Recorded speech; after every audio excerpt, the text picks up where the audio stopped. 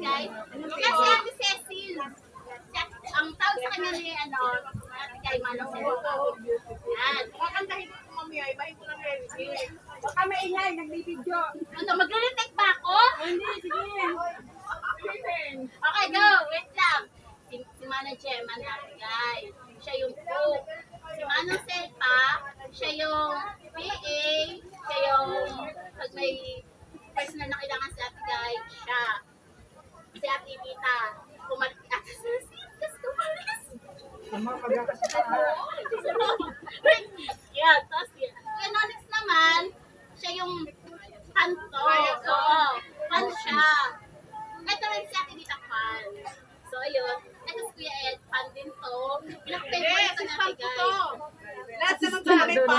Assistant Hindi, sila hindi fan. Baka mag-away pa kayo dyan, ayusin mo. Sabi ni Ate Guy, hindi na daw kami fans. Oo. Pamilya na daw kami. Yes! Hindi, yung category. Category. Dun sa house. Oy, bahala na kayo kung magalit kayo ha. Totoo yan sinabi niyo. Wala naman nagsasabi. Ayun. Jen, yan. Nagigilid lang po. Sumasagot. Personal secretary, tapos ngayon, personal tutorera. Paki. Kami Diba? po. Ayun. Ito kuya. Basta kami, mahal namin si Ate Guy. Period. Tayong lahat po, mahal pa natin si Ate Siya. Gay. Yung household. Apo. Yes. So, first time namin. Hoy, nakibilisan nyo kami. Mahirap po pala maging vlogger. O ano, okay na? Kami naman? O sige, kayo naman. Grabe, ano naman ba?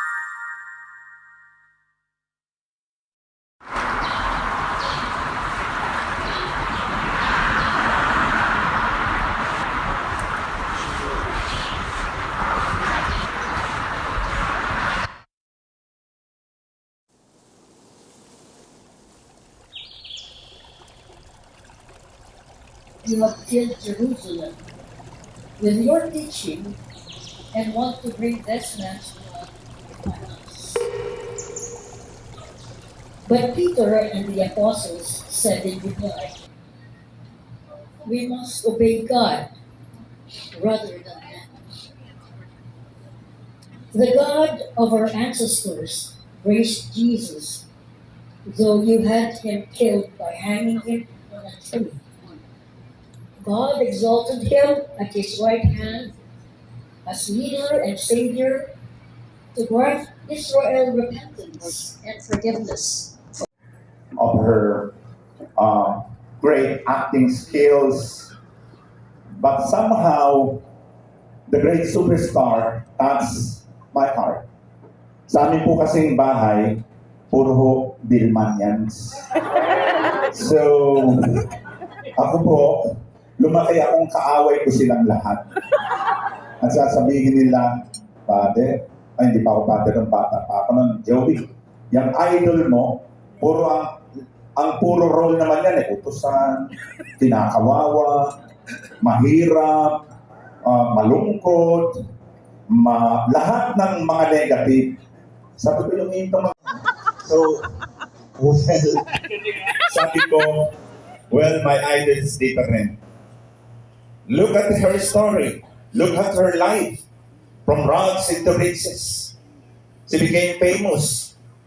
Mula sa lahat ng mga paligsahan sa pagkanta, gusto niyang iahon sa kahirapan ang kanyang buong pamilya at nagsikap hanggang sa siya'y maging kampyon sa pawag ng tanghalan sa edad na 14. And that was the start of her success. Not only in singing career, but also in the acting career of her life. She's known to have a golden, phenomenal voice. a very emotional voice that can touch, penetrate to the deepest core of our heart. This transformative golden voice that cannot be found in the here and now. Sa mga kasalukuyang panahon, wala nang gaganda sa original na boses ni Nora Honor na nanggaling sa kanyang puso. Automatically, the charism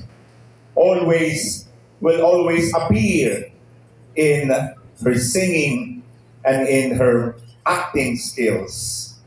At ano pa ang masasabi natin? She broke the conventions, the dark, small, the small, dark-skinned provincial girl defeating the complicated Western beauty, proving that talents are more important than looks. Tinalo niya yung mga six-footer na mga tisay. Si Nora, 4'11 lang. Pero ang dating niya sa entablado at sa film, well, parang 7-footer. Parang kay Soto ang dating. That she did not, pwedeng hindi na siya magsalita. Mata lang at tingin lang, acting na. Okay na, pang-ulam na. Hindi na kailangan ang mga salita because the eyes are the windows of the soul. Kaya nga, yun ang isang narinig ko doon sa Bugwit, nakasama ko ngayon, si Brother A, na isang pag-uusap daw ni the late Boots Plata, the director, ay nabanggit ni Nora na nagtitinda pa siya ng devotee that time. At sa istorya naman ni Ricky Lee, our national artist, writer, ay sa isa kanyang eulogy, kung matatandaan ninyo, ay binanggit niya na nung naglilihi pa pala si Mamay Tonhing, ay napatingin siya doon sa mata ng Mater Dolorosa.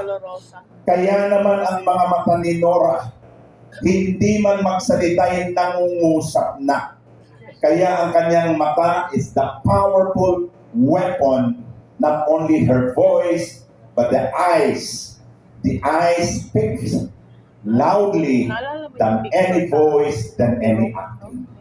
Kaya masasabi po natin na sa ating pagdiriwang, marami pong mga superstar. Marami tayong mga narinig na Star for All Season, Diamond Star, Gold Star, Mega Star. Pero sino lang yung tinawagan ng superstar? Nora! Only Nora Honor. Mga kapatid, I have never met Miss Nora Honor personally. But I tell you, I love her so much. Sabagat, sa dami po ng mga pelikulang pinanood ko sa kanya, ay sabi ko, hindi ko ginawa yun sa mga ibang mga artista. Only Nora Honor. How can we forget her debut album as a singer all over the world? How can we forget the first movie with Pete in 1969? Ano tawag? Yan. And then, how can we forget the Guy and Pete movie that became that ran in the Philippine cinemas for 6 months? Meron bang ganon? Nora Honor lang yun. And then, how can we forget yung pelikula niya, 3 taong walang Diyos, that catapulted her to the Best Actress PAMAS Award and the inaugural Urian Award. Of course, Grand Slam winner. How can we forget the next movie, Bona, where they find her career performances? Nakita natin yung tindi noong 1980 And of course, 1984, the movie Himala. 82. 1982. Mayroon na akong Alzheimer's. So, 1982, kanina ko lang ni-review eh. Hi, si Elsa. Mga kapatid. See, I am a Noranian by heart. Hindi ko siya nakilala, pero ang dami-dami kong pelikulang binaon sa kanya na kahit papano'y nagamit ko sa pagiging pare hanggang ngayon. Na nakita ko yung palang pangarap, wala palang imposibleng mangarap na kahit ikaw ay magtitinda lang ng tubig sa linis ng tren sa Iriga City, pwede kang maging superstar. Sapagkat pag nangarap ka, walang bayad yan. Ibibigay. Kahit yung sarili niya, ibigay niya. Kaya naman, si Nora Honor, hindi natin malilimutan. Maaring wala na siya ang kanyang katawang lupa, pero mananatili siyang buhay sa ating isip, sa ating puso, sa ating kalooban. There will only one superstar in the world, and that is Nora Honor, the great superstar of all time. At masasabi po natin, she really touched our heart, she really touched our life, million lives. Nora. Sabi ko nga, ito, alis mo. Kailan pang alis mo, Alpa? And we coordinated.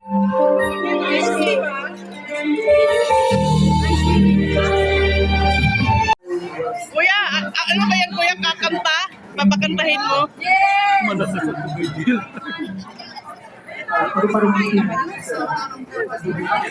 Uy, papuntahin mo doon sa kabila.